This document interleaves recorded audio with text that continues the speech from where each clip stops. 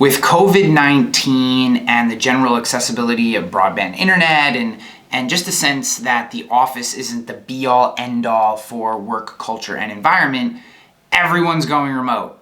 Everyone is going remote. If I had any trend that I could tell you based on the phone calls that are coming in at my desk on a weekly basis, it's questions around remote employees. Some about their liability and many about how to handle workers' comp claims, just insurance in general, how to readjust their policies. Being that at Rogue Risk we're workers' compensation specialists, it makes sense that these are the calls we're getting. So there are a lot of questions. There are things that you need to consider, and here's what you need to know at a high level. First and foremost, if people are moving to other states, you need to add those states to your workers' compensation policy. Now, depending on the carrier you have, depending on the agent you have, that's going to create issues, but you can work through those issues. What you need to know as the business owner or whoever is handling this, the decision maker, the owner of the workers' comp in your organization, you need to have workers' compensation to cover people in the states that they're in. So if your office is in New York and you go fully remote and some of your employees start to move to New Jersey or Colorado or Texas or Connecticut or wherever, you need to make sure that your workers' compensation policy extends out. Even if they're working from home,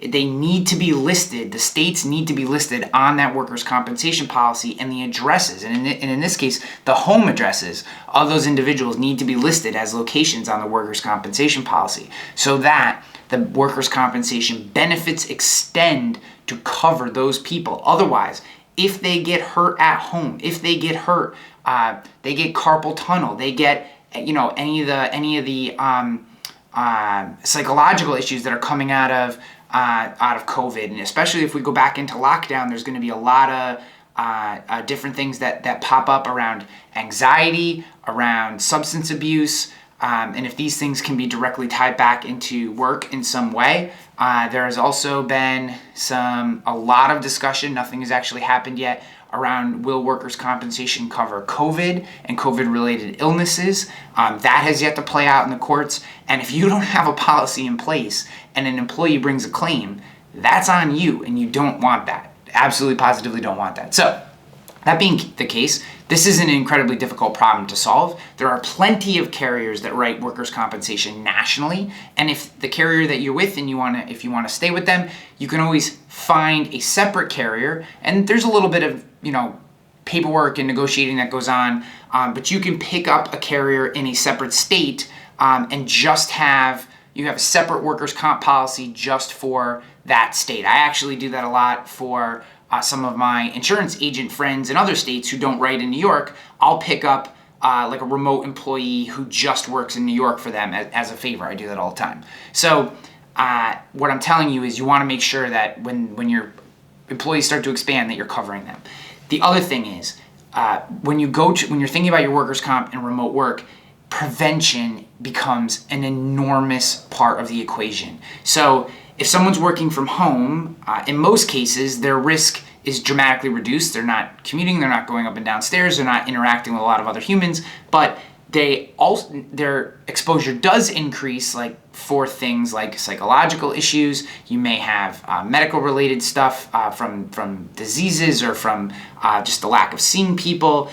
Depression becomes a huge issue, and prevention is a big part of the plan. So having regular meetings, having managers touch base, making sure that you're getting people on group calls, making sure that if you can and it's safe and you're comfortable, that you're bringing people into the office, that you're seeing them, that you're keeping them up to date, that you're reinforcing, setting proper expectations, reinforcing those expectations. There's a lot to this, and I'll go into it in another video, but the idea here is, as a manager, your job becomes even harder because you have to make sure that your employees are psychologically taken care of in regards to their job, to keep them from, one, having something happen, God forbid. I mean, that's obviously, we never want anything to happen, but if it does, that's going to have an impact on your workers' compensation. And some of these claims can play out over a long time.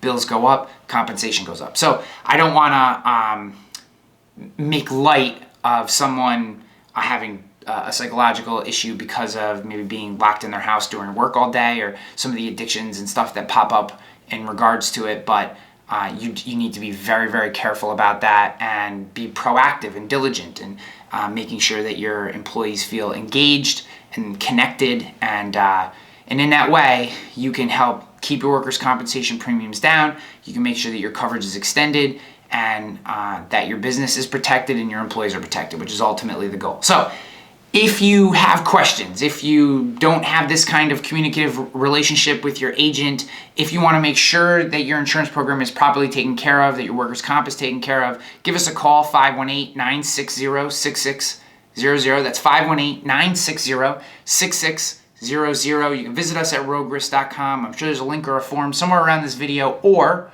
you can email us at gorogue@roguerisk.com. Thank you, and we look forward to working with you.